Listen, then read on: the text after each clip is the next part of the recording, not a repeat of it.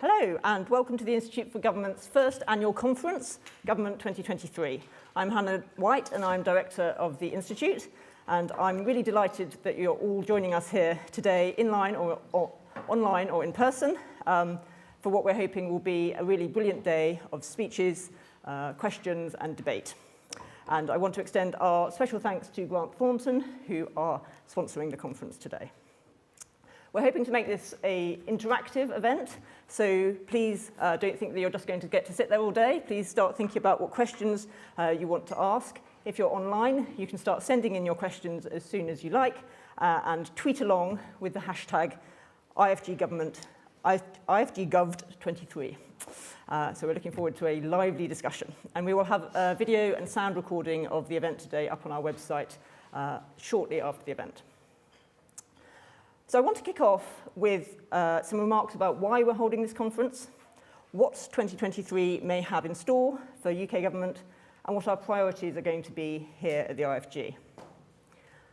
I was delighted to take over as director here in October, not just because the Institute is such a unique and important organisation with a brilliant team, but because I think this is such a consequential moment for UK government. It's a moment of challenge, that hardly needs to be said, but it's also a moment of opportunity for government, for the opposition, for the civil service, but also for people like us who have lots of ideas about how government could work better.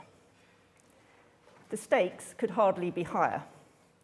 The UK is teetering on the brink of recession after a year of political turmoil, with households, businesses, and public services all struggling with a cost of living crisis which has seen the biggest fall in household incomes in generations.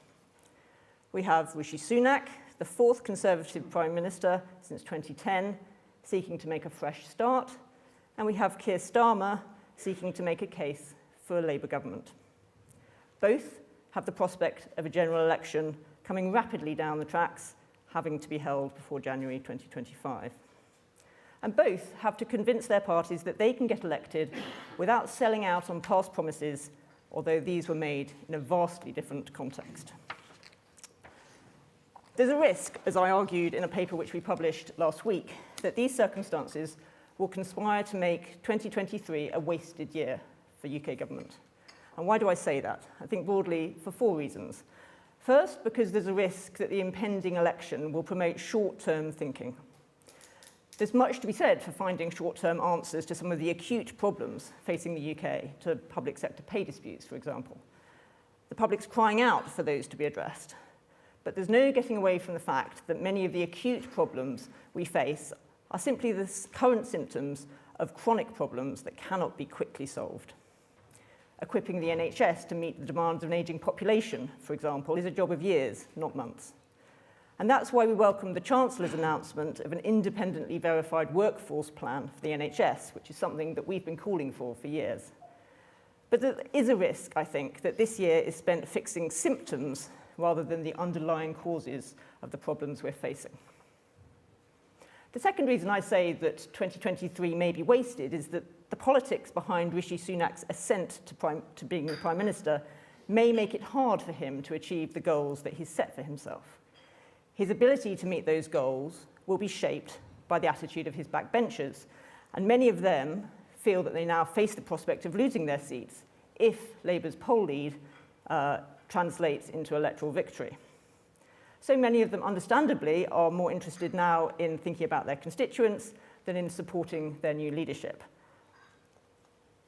The third reason why this risks being a wasted year, I think, is that the impending election may prove a disincentive to the sort of cross-party working, which in some situations has proven to be essential in finding solutions that stick to intractable policy problems. Take pension reform, for example. That's not to say it can't happen. The Climate Change Act was passed with cross-party support 2 years before the 2010 election, but the prospect of such cross-party work, which is vital, I would argue, for issues that we're facing today, like the situation in social care, will require a level of political cooperation we just haven't seen in years. And the fourth reason I think 2023 risks being wasted is that the political context ahead of an election may prove a disincentive to the important business of government reform. We've observed here at the Institute a loss of momentum behind the delivery of the government's declaration on government reform, which they launched in 2021. And we're going to continue to track progress against the declaration, but it's not yet clear how committed the Prime Minister is to that agenda. And we think the lack of energy behind the government reform agenda is a serious problem, because the need to improve and strengthen the civil service has only grown over the 2 years since the declaration was published. As our forthcoming Whitehall Monitor report will show, 2022, with its rapid succession of prime ministers and ministerial merry-go-round, provided possibly the least propitious circumstances for effective government, distracting ministers and limiting the civil service's ability to make progress as priorities lurched from one objective to another. Civil service morale has been sapped by low trust relationships with politicians and depleted by public criticism from ministers to which civil servants have no public right of reply. The sacking of permanent secretaries called into question the impartiality and permanence of the civil service, with destabilising consequences. But the problems of the civil service do not all stem from politicians. Its reputation was dealt a severe blow by the implication of officials at the highest levels in Partygate and a lack of visible leadership in dealing with the consequences. The civil service goes into 2023 with record levels of turnover, a long-standing problem that has been highlighted by the Institute, and with declining morale. Meanwhile, public trust in government continues to be alarmingly low, a subject I'm sure we will hear more about later today. We believe that the events of the past year demonstrate the importance of reinforcing the responsibility of the civil service to steward government capability, policy advice, and expertise. In 2023, the Institute will continue to argue that we need to sort out the confused accountabilities between ministers and civil servants by putting the civil service on a firmer statutory footing and improving its accountability to Parliament. In recent years, a continuous cycle of crises has driven reactive and short-term policymaking by a generation of officials who have little experience of working differently, having arrived during the rapid expansion in civil service numbers after 2016, which followed the austerity-driven cuts from 2010. Our work in 2023 will continue to focus on the process of policymaking, looking at systemic policy failures, such as asylum and obesity, but also at policy successes. Having identified how problems in the working of the centre of government have contributed to crises and failures in recent years, we will also be looking systematically at how the centre of government should work. We'll dive into the work of government departments, including the Treasury and the Home Office, and we'll return to our previous work on net zero. The civil service is now being directed and scrutinised by a generation of politicians of all parties who have never seen government operate in any other mode. The third of MPs who joined the Commons at or after the 2017 election have only seen government operating in the exceptional circumstances of Brexit and the pandemic, and parliamentary scrutiny severely constrained. And that's one reason why this year we're launching a new IfG Academy, which will bring together all our professional development work to equip politicians and civil servants with the skills and expertise they need to better fulfil their roles in government, and to help people outside government to understand how it works. And building on our long-standing analysis of the state of public services, we'll undertake new work on the conundrum facing the NHS, why it is struggling to translate extra staff and funding into shorter waiting times and waiting lists.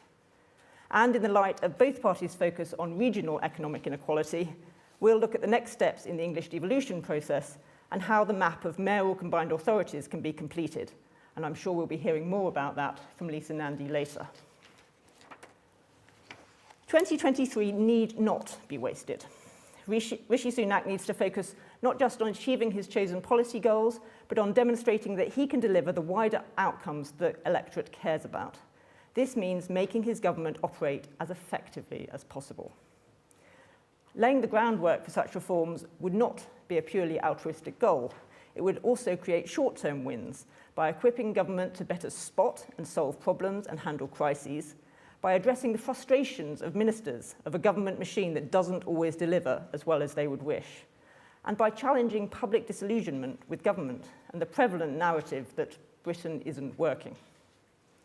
And Labour too needs to think about the how as well as the what of government.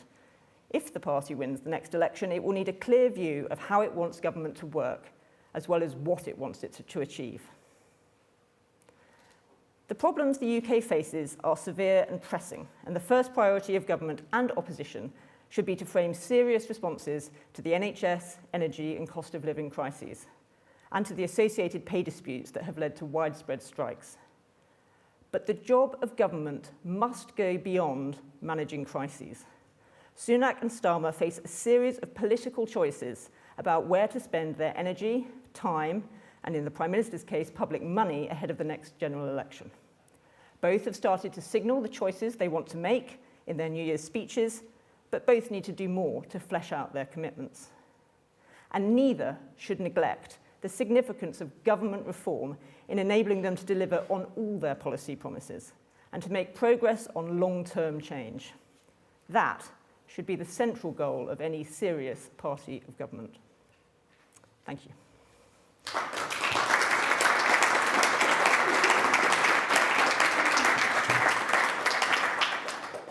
Now, I've got a fantastic panel here waiting to discuss all of this in our first session, and much more, I hope. But first, I'm delighted to invite Dave Dunkley, CEO of Grant Thornton, to make some introductory remarks.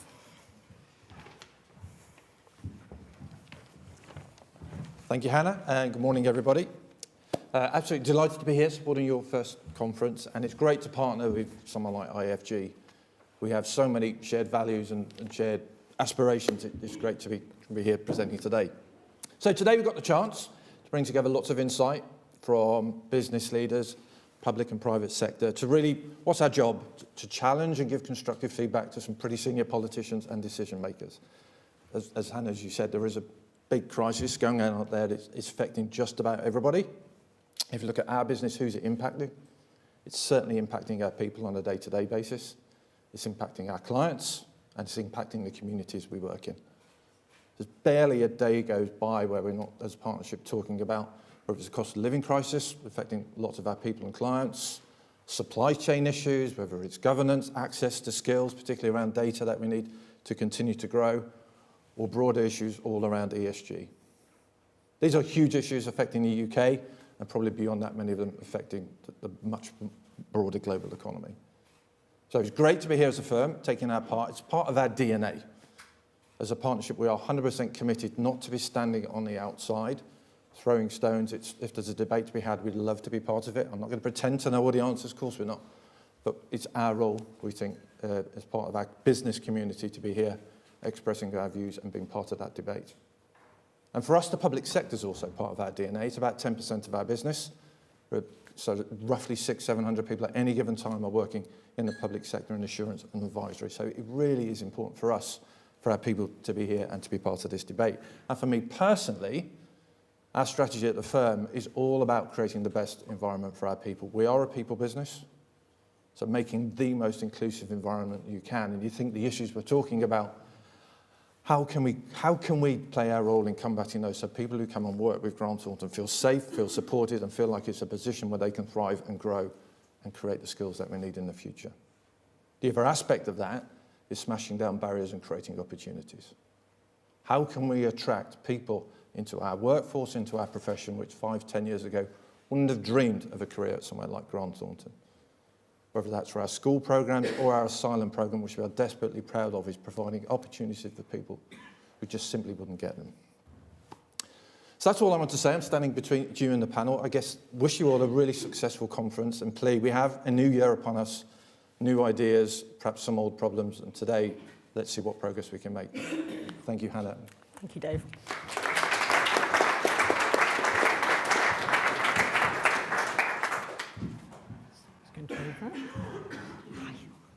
You made it.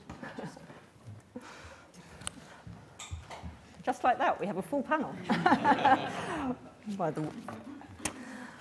So I'm delighted now to turn to our first panel event of the day, and we're going to be looking, as I did in my opening remarks, at the challenges facing government in the year ahead. And as I have already said, we've got a fantastic panel here to discuss these questions. We belatedly have, but just in time, Sam Freedman, who works at the Department of Education as a senior policy advisor to Michael Gove between 2010 and 2013, has held a number of other leadership roles in the education sector and is a senior fellow here at the IfG. We have Ayesha Hazarika, who is a Times Radio presenter and a former Labour advisor. Paul Johnson, director of the Institute for Fiscal Studies, and Chloe Smith, who has been Conservative MP for Norwich North since 2009 and has held a number of ministerial roles in the Cabinet Office, in the Treasury, and most recently as Secretary of State for Work and Pensions. So we're going to begin with a discussion between me and the panel. Then we're going to go to questions from the audience in the room and also online. So as I said at the start, please do start sending in your questions, thinking up your questions, and we will come to those. The code for this Slido, for those online, is hashtag IfGGoved23, so the same as the Twitter hashtag. Somewhat unfairly, Sam, I'm going to start with you. What would you say, and you get a blank slate here, having not heard my comments at the start, what would you say are the biggest challenges facing government this year? And maybe not the same thing, but what should Sunak prioritise? Well, based on my experiences this morning, transport policy would be a good place to start. Apologies for being late. The Piccadilly line did for me. I mean, it's almost an easier question to say what's going well right now and what doesn't the government need to worry about. We're in a situation where we've got considerably poorer as a result of arguably government policy, but also external events over the last few years. There is now a big fight happening as to where that pain hits, whether it's in the form of higher taxes, whether it's in the form of worse public services, lower pay for people working in the public sector, and that's the kind of high-level background to everything that's going on at the moment and all of the problems that the government faces. My feeling is that that Sunak and Jeremy Hunter are very focused on the next election already, even though it's 18 months away. They're trying to think about how they kind of survive and do as well as possible at that election, and they've decided that the economy is naturally very important to that. They want to be able to show an improving economy, thus the sort of core of the 5 pledges that Sunak gave, and they want to be able to use that to maybe do a tax cut, maybe do some spending pledges closer to the election. My worry is that they're not appreciating quite how bad the state of the public sector is right now, and even though obviously we all know there's a big problem with the NHS, I don't think it's registered quite how bad that problem is, and that it could be worse next winter quite easily unless something quite dramatic changes during the course of this year. And you can sort of, I think NHS is the worst sort of case across the public sector, but if you look at schools, we've got teacher strikes announced yesterday. If you look at the transport networks, if you look at crime and the number of crimes that are being prosecuted through the courts, everywhere you look, you've got this sort of decay happening and this sort of worsening of the situation. And I am just very worried that if the focus is on sort of getting to an election in 18 months, by the time we get there, things are going to be in a really, really bad way and will be even harder to recover than they already are. So my worry is that I would really like to be seeing Sunak prioritising the state of the public sector more and worrying a bit less about party unity, which is obviously a big preoccupation for him, and a bit less about sort of setting up for the next election. Happily, that does tally with what I said at the Good, that's handy. And just to follow on from that, I mean, one of the things that I think was so damaging about the last year for effective government was the churn we saw in the prime ministers, in ministers, and the destabilising effect that had on the civil service. I mean, it was a sort of the worst possible case study of something that we've talked about for a long time here being an issue.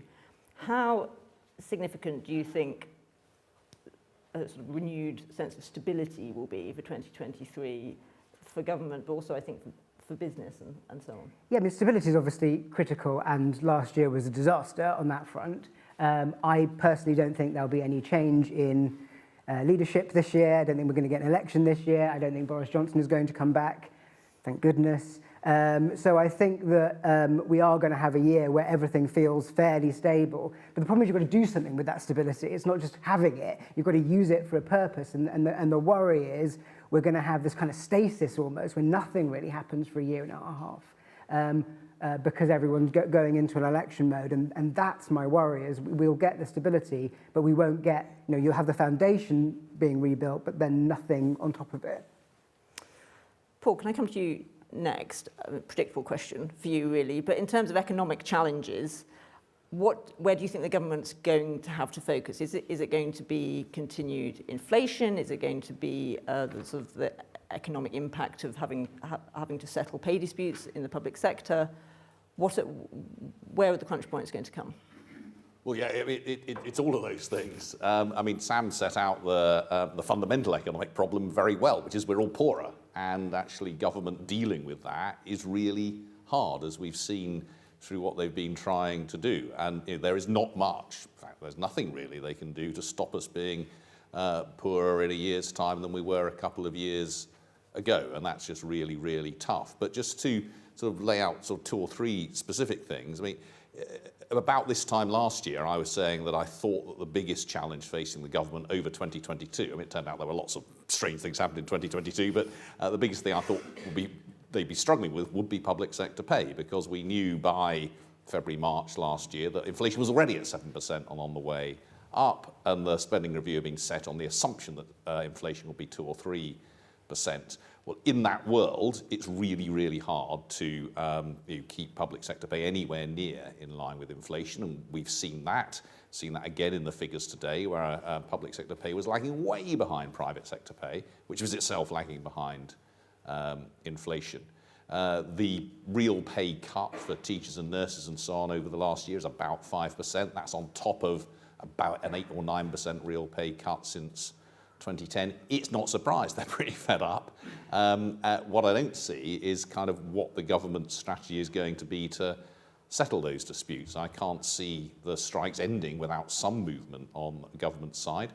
Equally, if government want to offer everyone in the public sector an inflation matching pay rise, that's going to be costing them 12-15 billion pounds. That's on top of what they've got at the moment, which is a genuinely significant amount of money. So that's clearly number one. Number two, which the government's very focused on, I think is going to be a real struggle, is this issue about reduced size of the workforce. Again, we've heard a lot about that. We've got 500,000 or more fewer people over the age of 50 in work than we had a couple of years ago.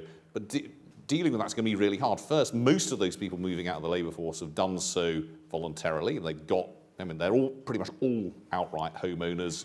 They nearly all rely on private incomes, pension savings, partners' earnings. There's not an enormous amount government can actually do to shift that dial. And then there's a big increase in people who are long-term sick and out of work. They're a long way from the labour market. Again, moving them in is going to be tough. So it's pretty clear from what Rishi Sunak and Jeremy Hunt have been saying, they're very focused on that. I think they're going to find that really quite tough.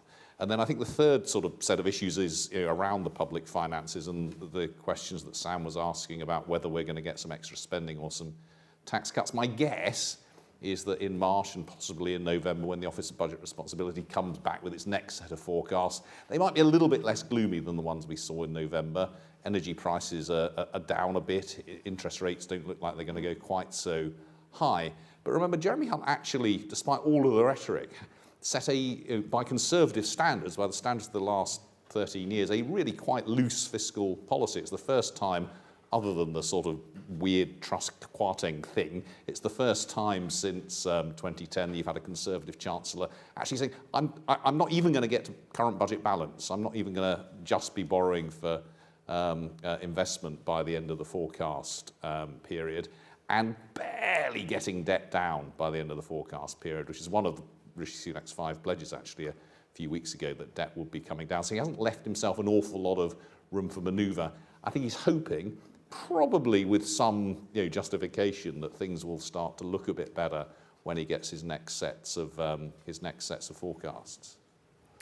Very interesting. And one of the things I argued in my paper we put out last week was that public sort of perceptions of what government is for have been changed by the pandemic, by the energy crisis, and these massive programmes of support that the government's had to bring in.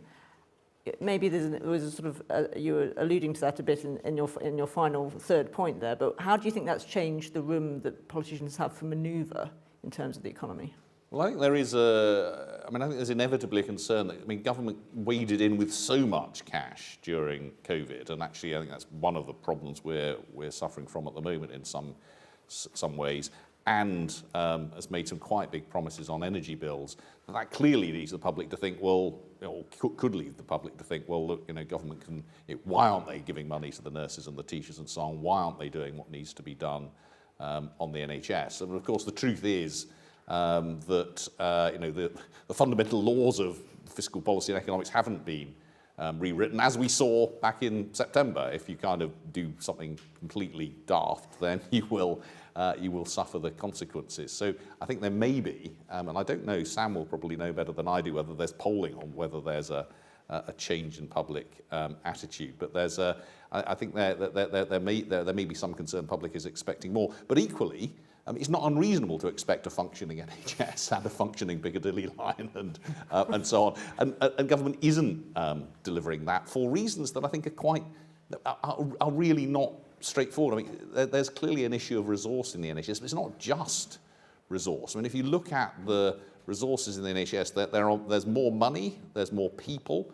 than there were back in 2019, and yet at least until last month it was doing less. The reason that waiting lists have been going up has not been because people have been joining them, just fewer people have been coming off them again until last month. So there are bigger problems than money here, and I think if government is failing anywhere, it's almost in a leadership and managerial and running things capacity as much as, if not more than, the money stuff. And that's really hard to talk about because it's easy to say, well, look, they've got this much less or this much more money. That's kind of, that's why I do it. It's easy. But the actual sort of the nitty-gritty of what it is about the way that the NHS is being run, or the difficulty of getting people out into social care, or the scale of risk aversion in some of the ways that hospitals are run, or whatever. That's a much harder conversation to have in public. Sam, I'm going to give you the chance to come in there because I know that's something you've been thinking about a lot. I was just going to very briefly interject to say that the project I've just started on for the Institute is exactly on the topic Paul just set out very nicely, which is it's not obvious what's going on with the NHS. Clearly investment is a big factor, but there is something happening with productivity, if that's the right word, with a very big increase in staffing, substantial increase in staffing, and less happening. It isn't just about capacity of beds and isn't just about discharging into social care. There is something going on, I think, with whether it's morale of staffing, whether it's the way staff are being organised, or the way management is operating within the NHS, that is causing a productivity issue beyond investment, beyond discharge. So I just thought I'd mention, if anyone is interested in talking to us about that, that is a project we've just started working on. Thanks, Sam. Chloe, can I come to you next? Paul referred there to the government's focus, and some of the commentaries indicating that this may be a focus of Jeremy Hunt's first actual budget. This question of workforce, I imagine it's something that you thought a lot about when you were at DWP. It's one of various approaches that the government can take to this big question of growth, which of course is the line of continuity between the Truss government and the Sunak government. So what do you think the challenges are there, and how difficult is that going to be for the government? This is definitely one of the challenges of 2023. I think there's no doubt about that. You look at it from a business perspective, and actually, the inability to recruit or retain, or to do so enough, is without doubt one of the biggest issues that businesses report. So this is a bona fide blocker to growth, and therefore needs that attention. But I think also actually it carries some sincere points about human tragedy, human waste of talent, waste of opportunity. This is not just a numbers game. These are millions of people who are not getting the opportunities that they are capable of, that they want, and that could be brought about. So it's absolutely a right priority to look at both sides of that and do the right things about it.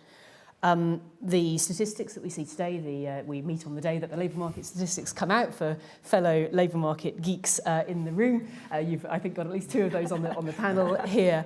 You know, they tell this continued story of that tightness in the labour market and the problem of economic inactivity that Paul touched upon.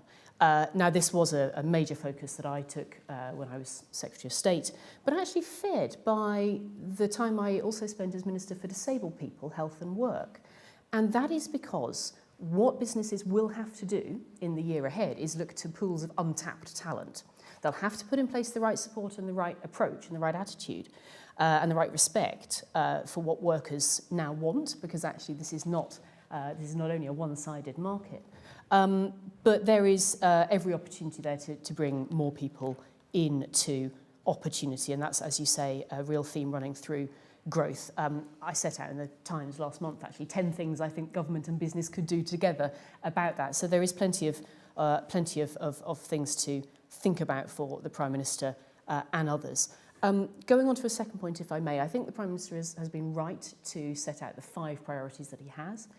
And also from the point of view of running government, and you know, in my experience of having run the biggest department in government, you do need to set out priorities very fiercely and stick to them. So it's right to take a prioritised approach in the year ahead.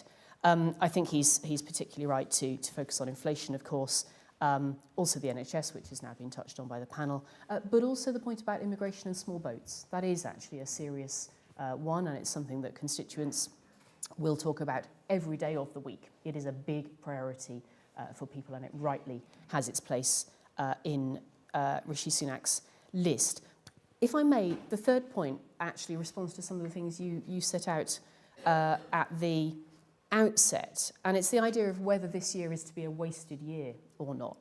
Now, I think I'm the one on this panel that has experience of having been elected. I'm going to embrace that role today and say that actually there is an argument for elections and for the run-up to elections. It's not only a wasted year. Civil servants don't run the world.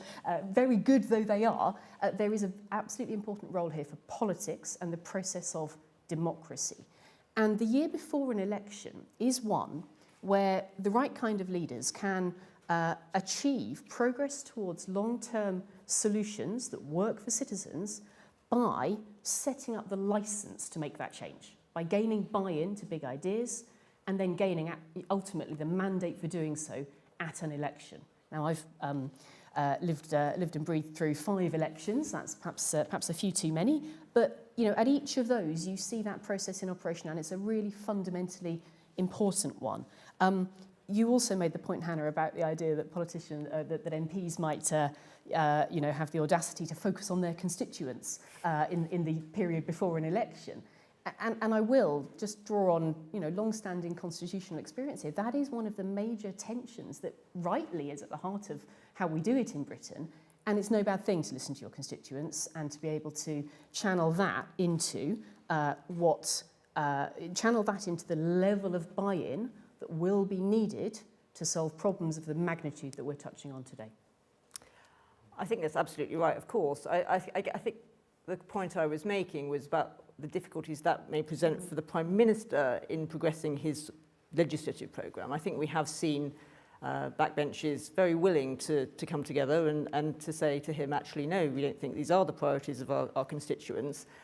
And I think in terms of his ability to, as you say, progress the big ideas that he wants to put forward ahead of the next election, do you feel that you know, that's going to be as straightforward as it might be for other prime ministers, you know, new prime ministers coming in with more than 2-year sort of track ahead of them before another election? Well, you're right to point to this you know, that particular challenge that faces a prime minister who takes office partway through a term, doesn't have the immediate benefit of having gained the mandate that I was just making the argument for doing. So Rishi occupies a particular space that, you know, that has its challenges. I mean, I think there is scope for some really good work to be done in Parliament this year. Actually, we meet also in quite a hefty legislative week itself. We're doing the online safety bill later today and other quite significant bills this week alone. There'll be more to come. I think you touched on pensions, actually, yourself, and you know, of course, we await the you know, the review from the Baroness Neville-Rolfe's work and other inputs, you know, that will give rise to big arguments that are right for legislators to scrutinise. So there's big stuff. I think there is the scope to have some cross-party agreement if that can be handled correctly and openly and constructively.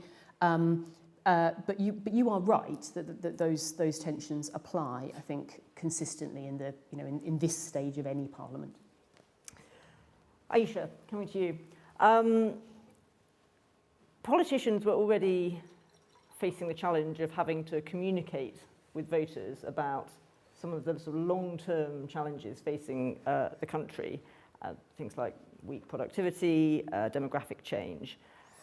But I think recently not only recently, but there can be a tendency for politicians not to confront those conversations.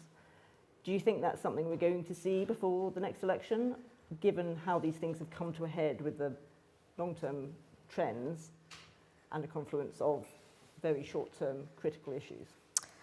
I think we're already starting to see that happen a bit. I think what's been really interesting over the trajectory of the last few years in politics, you've seen both the Labour Party and the Conservative Party being captured by people who were just basically saying, you can have it all, here is your sort of political fairy tale. We definitely had that with Jeremy Corbyn, which was have everything you want, don't even think about the cost of it, have everything you want.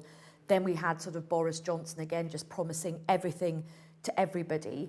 Then, of course, we had the absolute disaster of Liz Truss and Kwasi Kwarteng with the mini budget. And of course, we're beginning to see the reality of the fallout of COVID.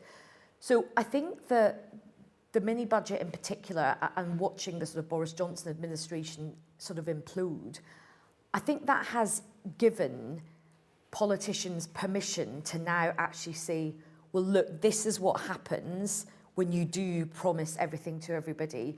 And actually, there are consequences to all of this. I mean, interestingly, one of the, probably I think the most interesting thing that Rishi Sunak said when he did go up against Liz Truss and lost, amazingly, was he said, look, we can't have political fairy tales, we can't have fiscal fairy tales. And then, of course, we had the mini budget. So I think what we're seeing now is you have got politicians who are saying quite unpopular things at the moment. If you look at Keir Starmer, for example, there's been a huge amount of criticism saying, oh, he's not actually come out and said that much. But what you are seeing from him and Rachel Reeves is a very different, body language from we saw from the Jeremy Corbyn days, and indeed some of the Boris Johnson days, which is everybody, you can have everything you want. Keir Starmer is actually saying, and by the way, getting a lot of flack from people on the left. He's getting a lot of flack as well from people in public services, because he and Rachel Reeves are saying, look, we aren't going to be able to do everything we want. We are not going to be able to give the unions everything they want in terms of pay. We're not going to be able to do things as quickly as we want. So I think there has been a sort of correction from that period of, listen, have what you want. I mean, Paul's point's very interesting. I've taken a note of it in terms of just, the question that many people are saying, look, what did the government do during sort of COVID? Was there too much money spent? There's no such thing as a free lunch. Well, we are learning there's no such thing as a free furlough now either. And there are very difficult expectations to manage that the country did get used to seeing the state step in. And many people would argue that is a good and an important thing. But nothing comes for free. Everything has a cost to it. And I think you are seeing what's interesting about having Rachel Reeves against Rishi Sunak, Keir Starmer and Rachel Reeves against Sunak and Jeremy Hunt. The argument is not between two groups of people promising everything the earth. The argument is sort of between two centrist dads sort of saying, look, we've all got to be incredibly, terribly sensible now because of what just happened. That image. Two centrist dads over the dispatch boxes. What a joy. And in terms of Labour's approach, we've heard a lot about the challenges facing the country. Where do you think Labour will or should focus its attention? There's obviously a number of different ways it could go. And what do you think? Obviously, Labour's poll ratings are currently very good. We've seen poll ratings can change significantly quite quickly, and so, you know, if there are 2 years to go to the next election, we don't know where we'll be. What do you think is the case that Labour needs to make to the British people in order to make the argument that they should be the next government?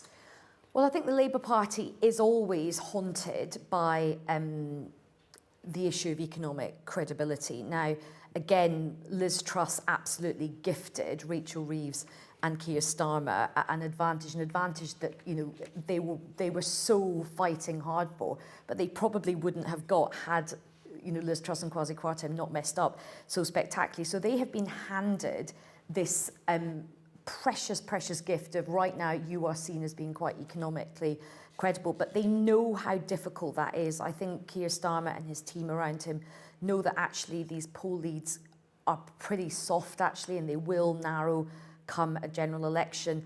If Labour doesn't move the needle in Scotland, it makes, you know, the rest of England all the more difficult. There is quite a difficult coalition for the Labour Party to win. I mean, the polls are looking good, but there is a very difficult sort of coalition.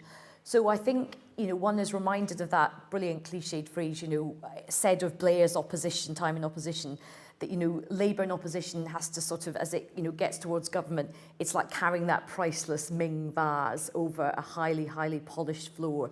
And I think that is the sort of sentiment that looms large in the leadership of the Labour Party. I think they're very much approaching it with a sort of safety first message. The spectre of Labour under Jeremy Corbyn is still fresh in people's memories. They're very centred on being very disciplined on the economy. Look, it may be that they almost overcorrect on that, and they may risk the ire of people going, well, hang on a minute, what is the difference between what you're offering and what Rishi Sunak and Jeremy Hunt are offering? And you know, that feeds into a, you know, are they going to have the vision and the inspiration that, let's say, Blair did in that run-up to 1997? But I think their approach right now is very much sticking on the economy, climate change as well, tucked in with their sort of green economy plan, their Green New Deal that they want to do, and very much a sort of fixing Britain narrative, but they are at pains to say that doesn't necessarily mean opening up the checkbooks. Yes, we've heard that loud and clear. Okay, I think we will move to questions from the floor and online now. We'll have a roving mic circulating in the room. If you're sitting next door, do just come and stick your head through the door and we'll come to you. We'll take questions in tranches of 2 or 3. Please wait for the microphone and say who you are and where you're from, so people can understand that. And as I say, if you're online, do continue to use Slido. So, do we have any questions in the room? None in the room. You're all still asleep. Okay, well, fortunately, everybody online is awake. So I'm going to start with a question from Greg Rosen, which I think is probably would be good for you to kick off with, Chloe. And he says, how can government solve parents dropping out of the workforce without tackling the failings of childcare and social care? And unless it does sort that, how can it get the economy going? Great question. Yeah, absolutely central question, because from a technical perspective, you know, within this figure of 9 million people who are economically inactive is a large group of people with caring responsibilities. So those 2 points from Greg are absolutely on the money. And I think the answer is that the government does need to do both of those things. Childcare is a matter that's had, you know, fair bit of attention, you know, in sort of cutting in various ways recently. I'm of the view that actually we do need to take a thoroughgoing look across the different strands of childcare policy that are out there. I'm a parent of a 6-year-old and a 3-year-old at present, so I should declare an interest. We are using childcare, and you know, and it's complex, and I don't think that's fair on parents, and I think there is definitely reform possible there. On social care, this is, I think, an example of something that you know, would continue to require cross-party support. I think it is a matter of regret in the last few years, in the last parliaments, plural, that we've not got that over the line. And I think we will need to revitalise those plans, because they're absolutely essential on a really human level. Thank you. I just wanted to make a point that actually there's a lot of similarity between the problems in childcare and social care. Childcare is the kind of Cinderella bit of the Department for Education, and they focus on schools. That's what they tend to prioritise. Social care is the Cinderella bit of the Department for Health, and they tend to prioritise the NHS. So both have been sort of a bit ignored while they've tried to keep the main things they're responsible running. But also both of them are private sectors, essentially, publicly funded to a large degree, mixed funding, but private sector run on the whole. And they're dysfunctional. The markets are dysfunctional in very similar ways. You don't have proper commissioning happening because local authorities have responsibility, but no real powers or money to do it properly, more so for childcare than for social care. You have private equity that's come in and started buying up large numbers of providers, some of whom are extremely dodgy in terms of their tax affairs, but who are nearly all very highly leveraged and are pulling public sector funding out to pay for their debt. And then that's one group of providers of private equity, and they're buying up from very small one-off providers who run one nursery or one social care provider, who are slowly aging and going out of business and selling up to these private equity providers. So you actually have a very similarly dysfunctional market in both sectors, same with children's homes as well. There's sort of a lack of desire to engage with the fact that we are spending very large sums of money, and we will need to spend more in both childcare and social care because of the problem your questioner asked, over the next few years, whilst having incredibly dysfunctional markets where we're giving a lot of money to fairly rapacious organisations. So there's a sort of almost cross-government job there to look at reform of these bits of the effectively public sector that are privately run. Paul, do you want to come in? Yeah, the dysfunctionality of these markets is really important. I mean, they've grown up in a kind of really random way. It's one of the many things that makes social care incomprehensible to anyone trying to use it.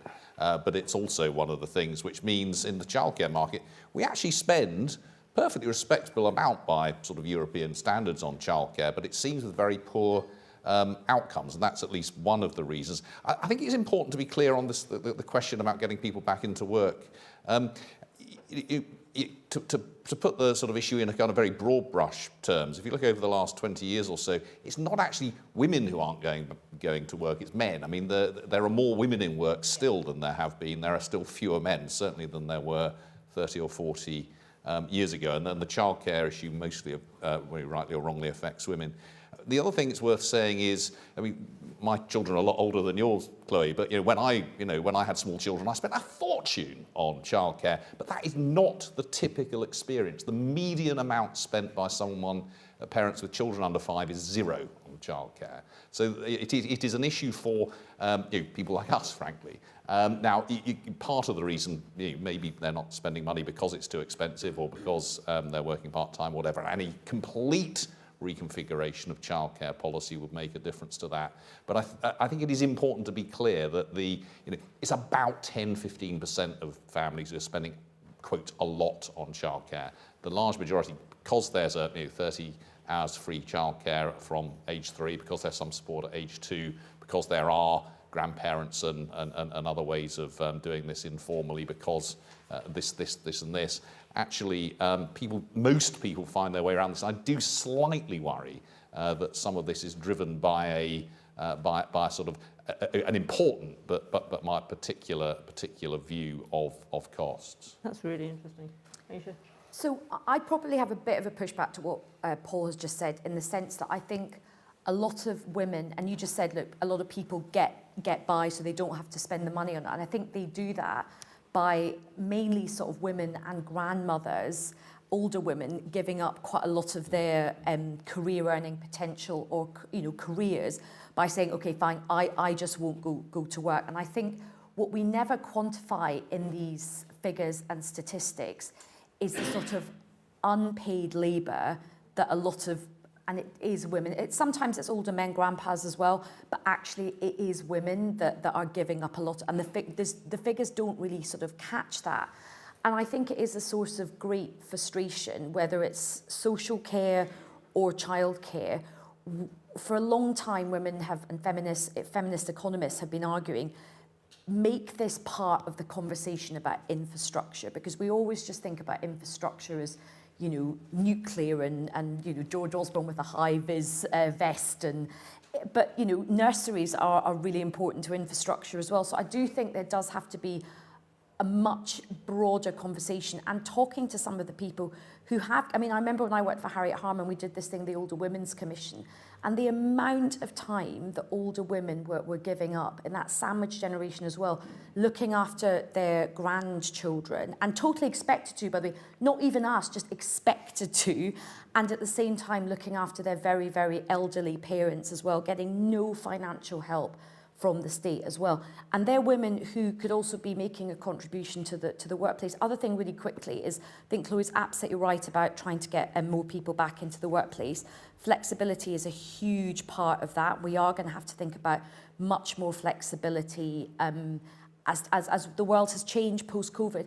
But another thing about older women, and it doesn't get talked about a lot, a recent study, a lot of women are dropping out of the workplace because of menopause as well. So there's a lot of adjustments and flexibility that if we really want to kind of turbocharge our labour force for the good of the economy, but also for their mental health, we know work is good for people on many, many levels. We do have to take a much more holistic approach to it. Very interesting. I'm pleased to say the women's woken up, so we have some questions. One in the, have we got the roving mic? Maddie in the front row. David.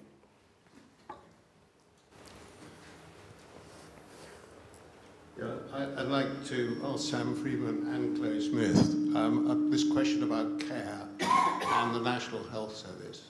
Because it seems to me here there is an absolutely obvious, clear problem, which is we're using a lot of National Health Service beds for people who should be in care. We know also what Sam Freedman has said, which is there is an absolute scandal about the financing of social care. And that's been going on for some considerable time, and it's been used by private equity, which is clearly an absolutely wrong kind of financing for social care. And this goes on, and everyone knows it's a problem, and why isn't the government and others tackling this issue? Would you like to say who you are, David? Oh, David Sainsbury, Chairman of the Institute of Government. Thank you. We'll take a group of 3 questions. So there's a gentleman in the blue tie here, Maddie, behind you. Thanks. Morning, James Jamison, Chairman of the Local Government Association. I'm going to disagree with Sam and Lord Sainsbury. I apologise. There is an element of rapaciousness with care homes, but the vast majority of social care is done in the home by domiciliary care groups.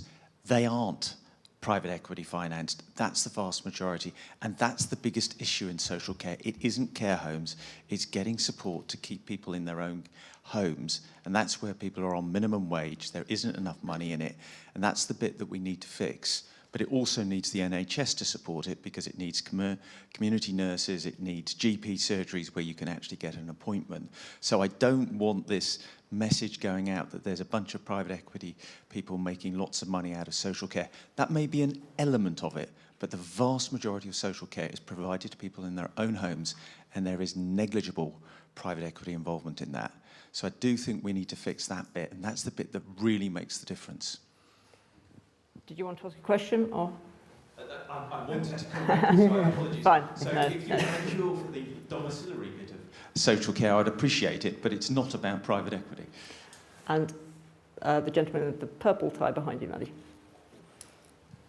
Thanks, Hannah. I'm Robert Hazel from the Constitution Unit, UCL.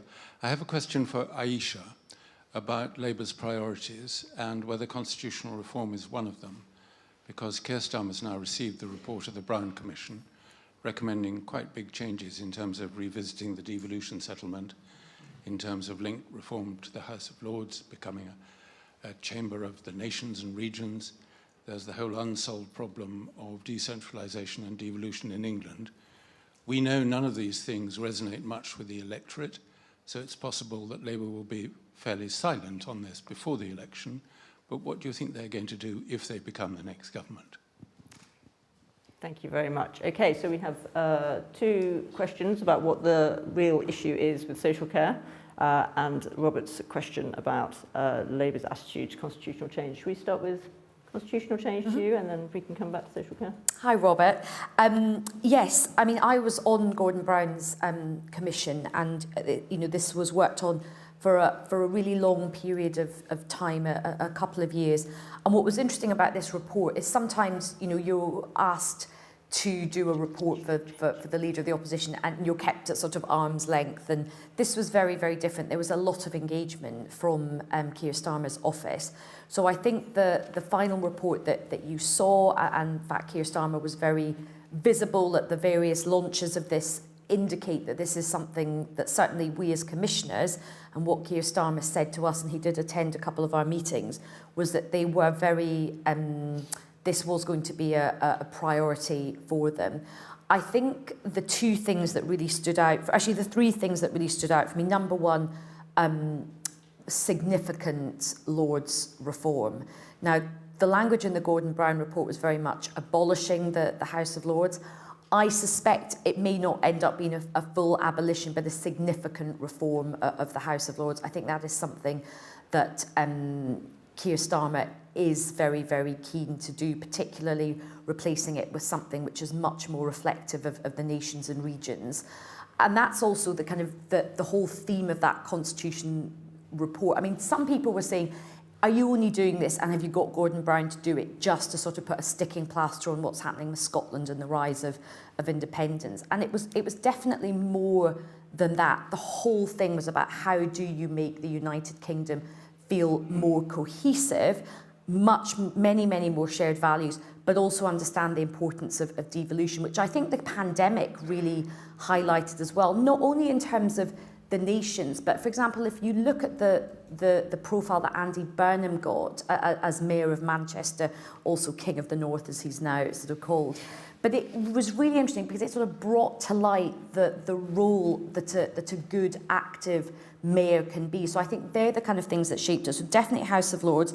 In terms of devolution, more powers for these mayors. We do have, as mayors, a new level of architecture in terms of our local government. And I think one of the things that was felt quite keenly, and we did have a lot of local council leaders who were fed into our discussions, is that for so long, and this is not just and the Labour Party is as much to sort of criticise as this, so many leaders have talked about, respecting the nations and regions, and they never really do it. They never really consult with what's happening at the coalface of local government. And even, Labour had a problem, and I'll be honest about this, not really being very respectful to its leadership, even in areas like Scotland.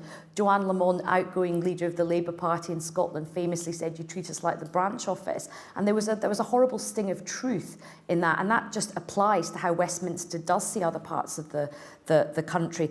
And I think the final thing, which I think is a really important part of this package, was devolution, and this feeds into what Chloe was talking about as well, devolution of employment and skills onto a much more local level is so important. We are having these circular conversations about how do we get a better workforce, how do we empower our workforce.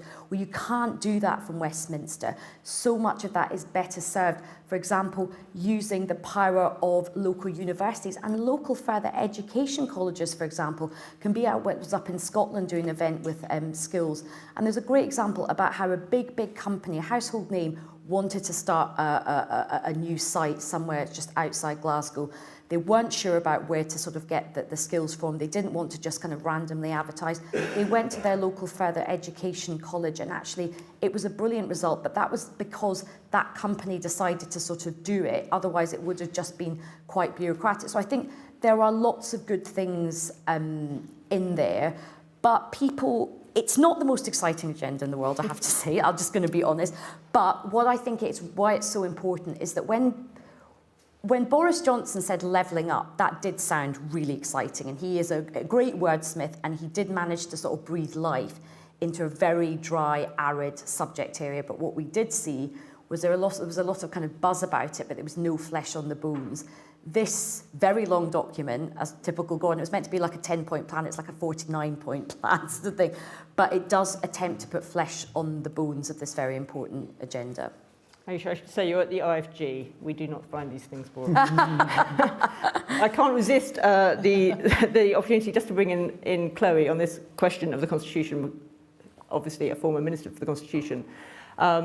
Labour's put out, well, the Brown Commission, big statement on Labour's perception of the need for constitutional change. Do you think there is an important agenda around constitutional change at this moment? Is that your conclusion, having seen the events of recent years, or do you think there are other things that the Conservative government are more likely to be focusing on? I think other priorities come first. I think that's fair to say. First of all, hello to Robert. It's very nice to see you again.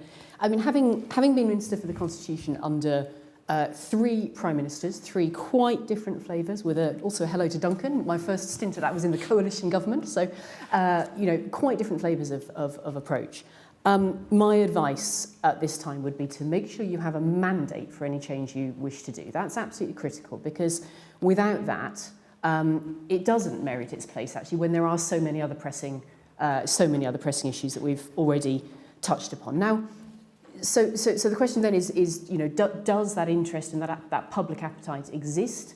I think there may be an argument for seeing it as part of the frustrations actually that people do have about a lot of things, feeling difficult all at once. There is a part of that is about, does our Parliament serve us? Does our Constitution work for us? But I don't think that translates into a very clear mandate for the full blueprint that the Labour Party has most recently put out. A side point here about Scotland. Obviously, again, we meet on the morning of a reasonably major constitutional development in terms of how the devolution settlement works. Let's see where that goes. Let's see where debates about independence go there. I think one of the more pressing priorities for government in the constitutional space is actually to get the wiring right, and by which I mean resolving the final issues to do with the Northern Ireland Protocol. That is absolutely fundamental and is a crucial part of the economic picture right now. The real point, I think, about the Constitution over many years, my real conclusion is that you have to treat it as a platform on which everything else is built. If you don't have stability in your constitution, actually you can't build anything else. You can't build business success. You can't build happiness, actually, because you don't have the foundations on which people need to build those things for themselves. Brexit, of course, showed us this, was the best example in recent years of what happens when you don't have that stability. You everything else basically gums up.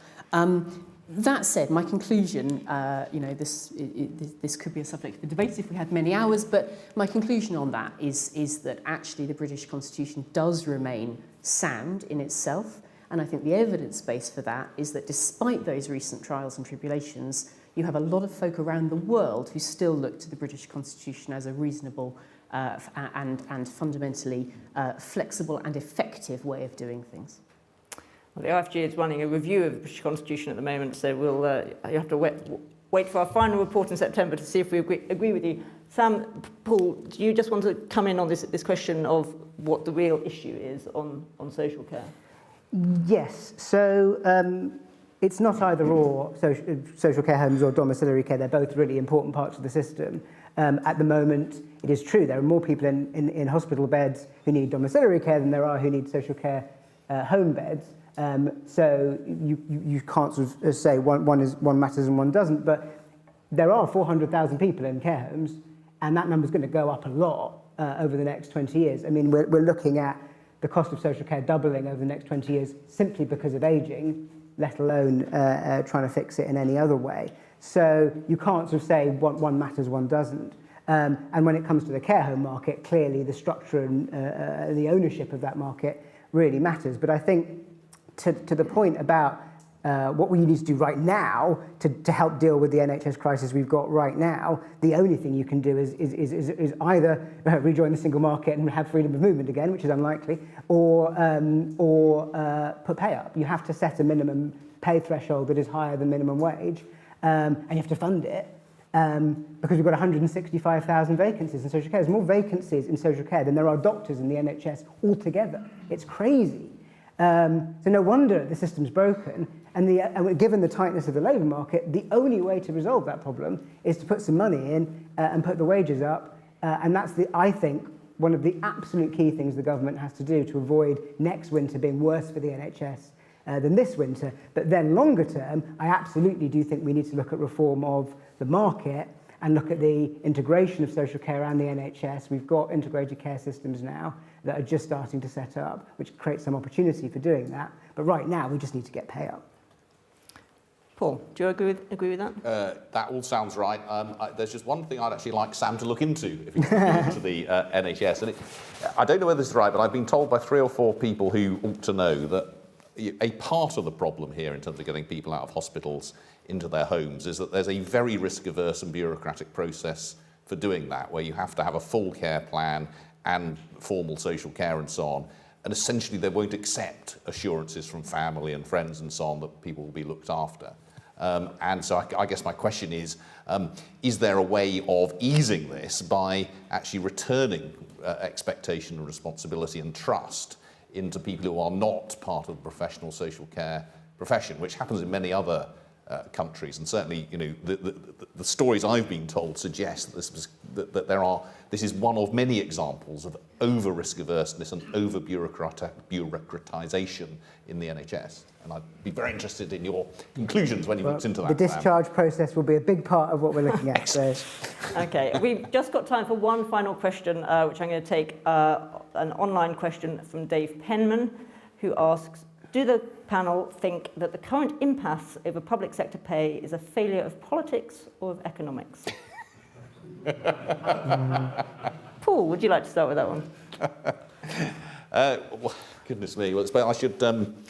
I suppose I should mention an interest here in that my partner is a teacher, but who will be striking. I mean, it's both, isn't it? I mean, you know, there's been a failure of economics, which means that, you know, as we said right at the beginning of this, we have got poorer as a country. Inflation is extremely high, and the amount of money that will be required to return public sector pay to where it was in 2010 would be really very big indeed. So there is an economic problem there, for sure. There's failure of politics as well. I mean, as I said, I mean, you could see this coming a mile off in terms of what was likely to happen. It's not obvious that government was prepared for that. There's been remarkably little flexibility in offering more to some of those groups who perhaps have the most public sympathy, and no sense, as far as one can tell from the outside, of what the plan will be going down the road. And there are flexibilities here. We are in this absurd situation where low-paid staff in the NHS will literally have a higher pension than they have pay. I mean, there's surely deals to be done there in terms of reducing contributions to pensions. This is partly because, entirely accidentally, because of the way reform to pensions was done a decade ago, it's turned out to be much more generous than was intended at that moment. So I think there's a kind of failure of imagination in some of the ways that this is being dealt with across the piece. But yes, clearly a failure in economics. We failed to grow, we failed to deal with inflation, and clearly a failure of politics in dealing with these in ways which even begin to move us towards a solution. Chloe? I'm not going to make life any more difficult for the quite delicate negotiations that you know rightly are going on over all aspects of this at the moment. So I mean, basically, yes, it is both politics and economics, but I'm not going to go more into what the political solutions are. The point I'd like to make that I think also helps us across all we've discussed this morning is about the need to look to the international examples at the same time. And the fact is we are not alone in the UK in dealing with inflation, in confronting inflation and trying to deal with it.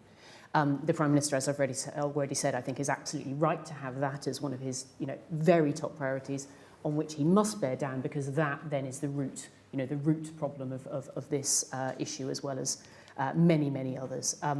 And I have great sympathy with all aspects of that as it affects people's individual pay packets and every choice they need to make through the year. So it's right to do that, but we need to look globally at this point as well, because we are not alone in having to look at those challenges.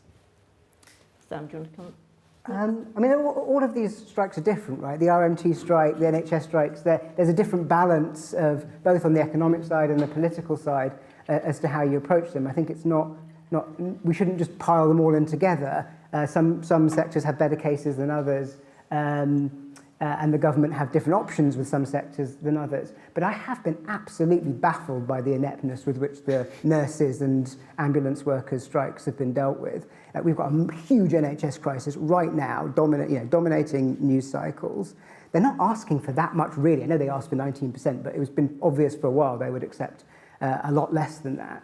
And it's been allowed to run on for months. Just sort it out. I mean, it is just crazy. The politics of it are horrible. Why would you have a fight with nurses, of all people, the most trusted profession in the country?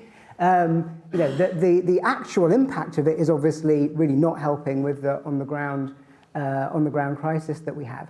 Government. We've been talking about priorities this morning. Government is about priorities. Just sort this one now. You can worry about some of the other ones later because you've got a bit more time and it's not quite such a crisis situation. But I don't get the politics of it. I don't get the policy of it. It's baffling to me. And a final word from you, Ayesha. I agree with what's been said. Of course, it's a failure of economics, as so much is at the moment.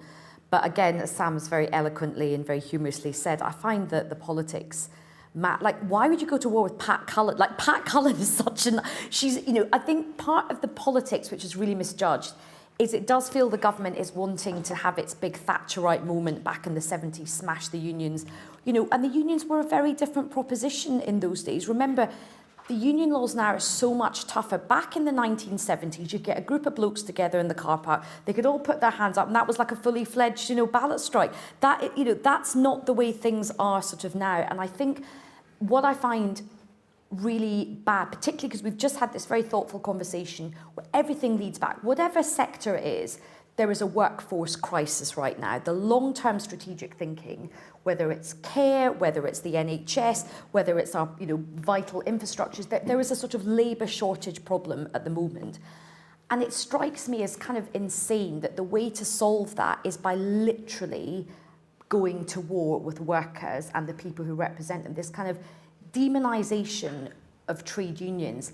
We're not in a Bob Crow era anymore. I mean, Pat Cullen has a lot more hair for a start. We're not in that kind of era. There's a lot more women leading trade unions now. Trade unions are not inherently evil things. They are an important part of democratic countries. They're an important part of civic society. The idea that the solution to this is to introduce very draconian legislation which will sack people who want to go on strike. Authoritarian regimes, one of the first things they do is they cut back on trade union rights. The trade unions are there to be a strong friend at work. That's not an ignoble pursuit. That's not a bad thing. Workers should have some basic rights. We are all workers. We know people who are workers. And a happy workforce is a more productive workforce. A happy workforce will go the extra mile. That is what we all want. It's like we're missing joining the dots up between treating workers well and having productive workforces. Productive workforces are exactly the thing we need for the magic word growth that we're all pursuing at the moment. I mean, back in the day, I always remember Jack Dromey, sadly, who died about this time last year, Labour MP, great trade unionist, but then became a Labour MP. He worked very, very closely with a lot of the big trade unions, but he also worked really, really closely with a lot of the big industries like automotive industries. And what often the captain of industry said is that to run a really good labour-intensive shop floor, you needed to have a really good trade union that you had good relations with, so that when things got sort of tough, you could work with the trade union to try and ease things through. And I think this sort of war that we've got between the government and trade unions and workers is really unhelpful to this bigger strategic conversation we need to have about fixing Britain. Thank you, Ayesha. So I think we've achieve the purpose of this first session, which is to flesh out the challenges and opportunities for the year ahead, possibly more on the challenge side than on the opportunity side. But I think we have certainly established that, you know, it's not just about the policy ideas, it's also about underlying stability, it's about getting the business of doing government right. And so I hope you will all help join me in thanking our excellent panel.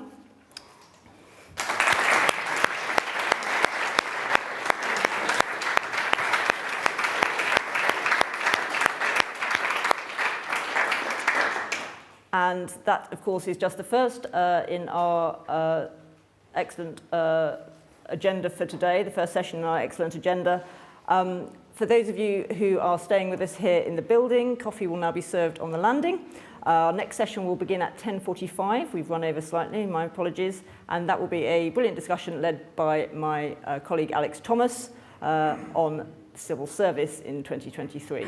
And just a reminder, please don't leave any belongings in the room here when you go out to get your refreshments. Thank you.